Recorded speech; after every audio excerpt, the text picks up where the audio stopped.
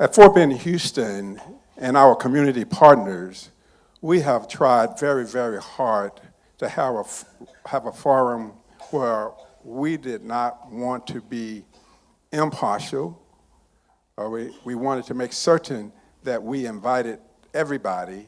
We did not want any form of favoritism for anyone. So we wanted to be very, very impartial.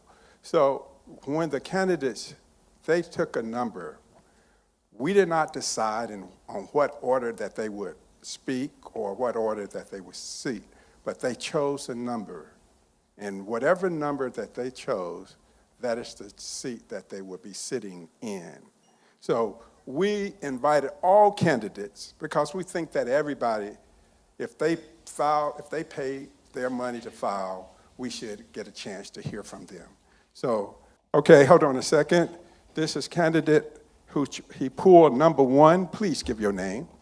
Naufal Hujami. Okay. You want to say it again? Naufal Hujami. Okay.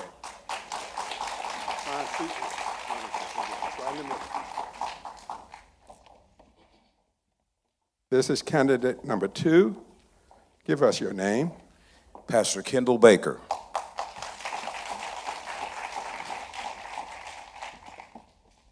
Candidate number 3. Give us your name. Bill King.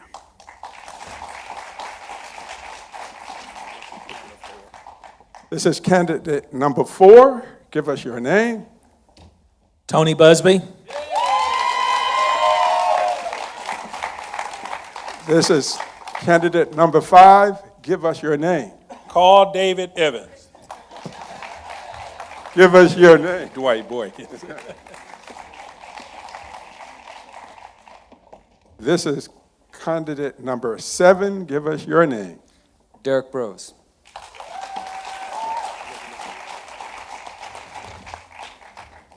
Candidate number 9. Give us your name. Johnny Taylor.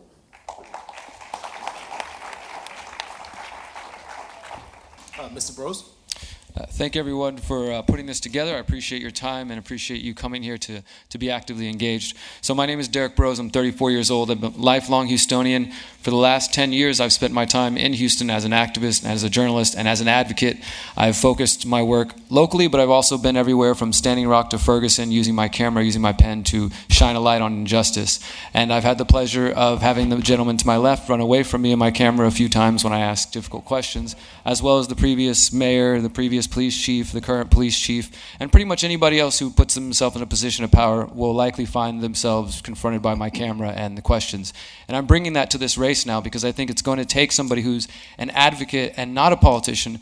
And while there are other people in this race claiming not to be politicians, they're still equally connected to, I think a world that's not accessible to the average person. I think we need somebody who actually comes from the communities of Houston, who's born and raised here, and who understands the struggle. And to that point, I'm, I think, the only one in this race who has experience in the criminal justice system.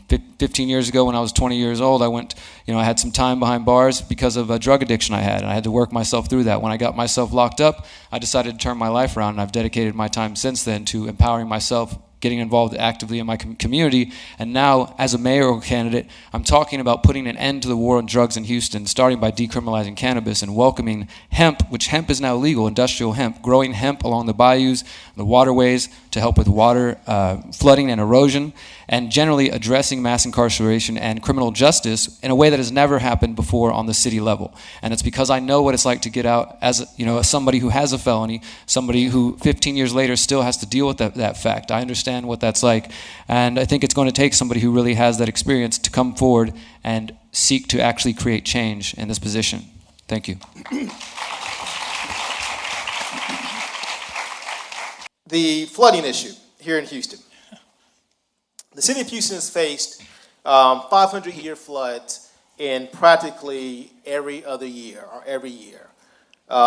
There has been flooding in this part of the city, out in Fort Bend, Houston. And we know in recent days the state government has decided to take federal money that the city needs to do some flood mitigation projects.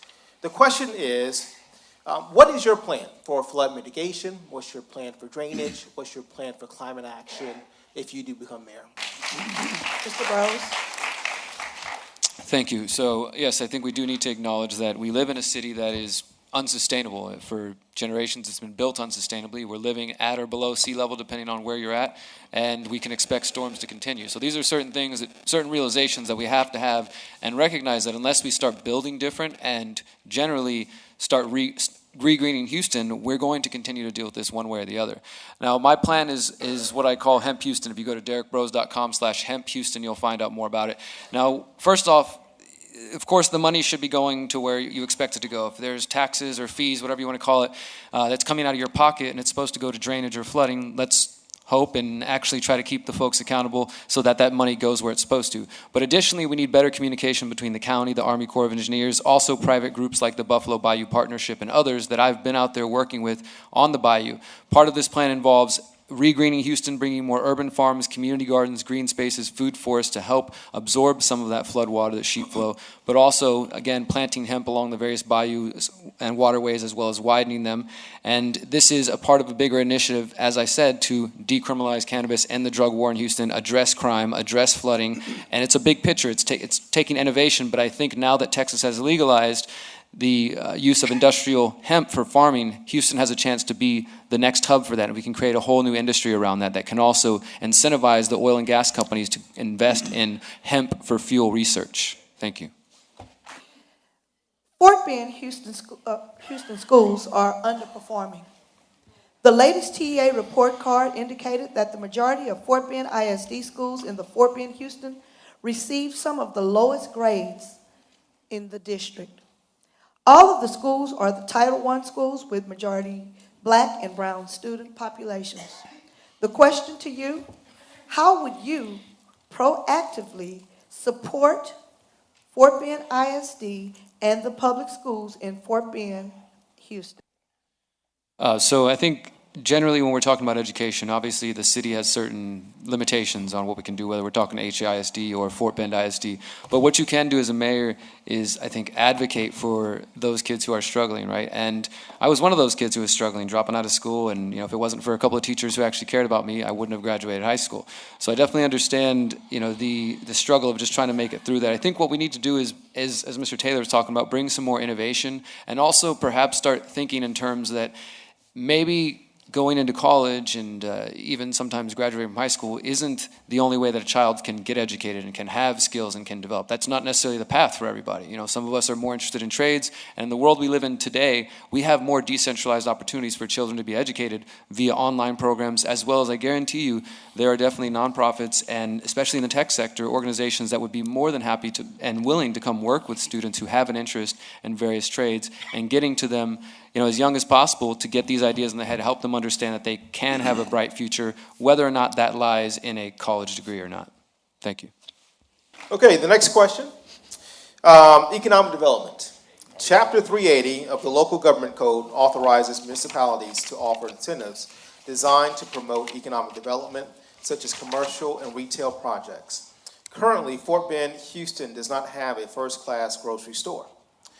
Please explain how your administration will use 380 agreements and other Texas economic incentive programs like TERS's to encourage high-quality businesses such as quality restaurants and first-class grocery stores to locate in Fort Bend, Houston. So the idea of the complete communities, if actually functioning the way that the mayor claims it's going to, I think it could be a structure that is beneficial to neighborhoods like Fort Bend in this area if we actually have community involvement. The problem that I think we've seen, and some of the previous speakers have mentioned some of these problems, is that politicians are good at talking about programs, creating new departments, new bureaucracies, new initiatives, and but we have to follow through, right? There's a little bit more than just creating something. We have to keep up with them. We as individuals, when it comes down to it, just because I'm up here with these guys, I'm really one of you. And I'm doing this because we're being ignored. And so at the end of the day, if somebody says they're coming into their community to bring economic incentives, bring more businesses, which is a good thing, we have to make sure there's follow through. Yes, number one, what do you want in your community? What do you want your neighborhood to look like? Because every neighborhood of Houston, every community of Houston should look different based on the needs of that specific community, their specific resources, their specific key part of this problem in areas that are underserved is helping provide economic incentives in the form of small business entrepreneurships, helping people understand how they can get themselves up on their own feet and take care of themselves and then teach other people. You know, where we have a program where we can have entrepreneurs working with the youth and working with others who desire to have businesses. And again, asking the community, what do you want your community to look like? And then listen. Thank you. On my next question for you. This question relates to a controversy surrounding the Houston Public Library Story Hour, which features city-sponsored drag queen Story Hour, which began in Montrose, Houston's